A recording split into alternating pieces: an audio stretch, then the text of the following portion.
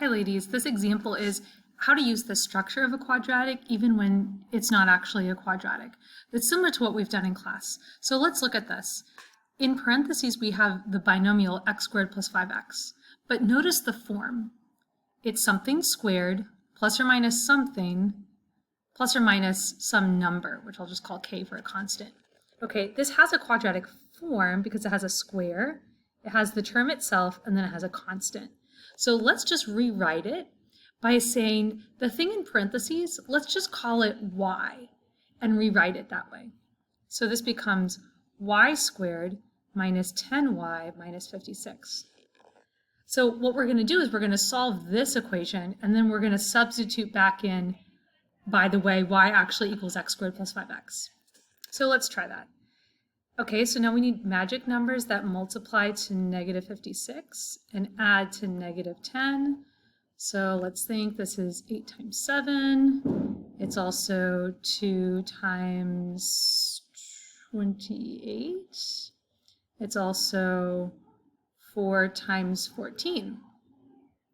So I think 4 and 14 are going to be my winners. So negative 14 and positive 4. We'll add to negative 10. So this becomes y minus 14 times y plus 4. And then we just remember, oh yeah, y actually equals x squared plus 5x. So let's rewrite that as x times x plus 5. Right, we're factoring. If you can factor it, factor it. So that is what y equals. So let's replace y with x times x plus 5 minus 14 times x plus 5 plus 4. Well, in this case, that probably wasn't the smartest thing to do because now we need to multiply back out. So x squared plus 5x minus 14 times x squared plus 5x plus 4. Okay, now can we factor each of these? If we can find magic numbers, we can. Okay. So what will multiply to negative 14 and add to 7? Or sorry, add to 5? 7 and negative 2.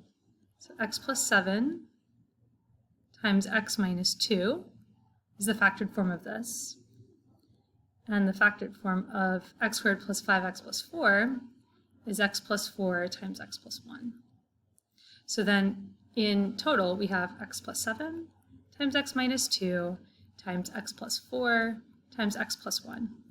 Notice in the directions they asked rewrite as the product of 4 linear factors.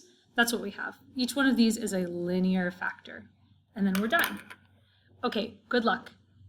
Just remember, first step, substitute whatever's inside, call it something else, solve that quadratic, plug it back in, and do any more factoring that you need to do. Those are the steps. Good luck, ladies.